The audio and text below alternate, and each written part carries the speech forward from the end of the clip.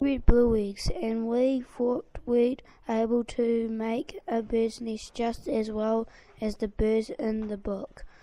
We made our nest with sticks, mud and grass. With a mud ball and squished it up into a circle. Once we'd made them, we put it in the tree, but no birds came. They might have thought it was too small for their babies. They really need to be big and warm.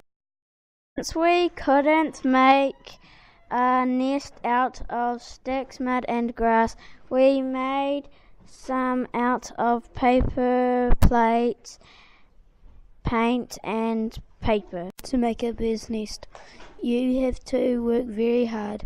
Birds must be really intelligent and creative to make their homes.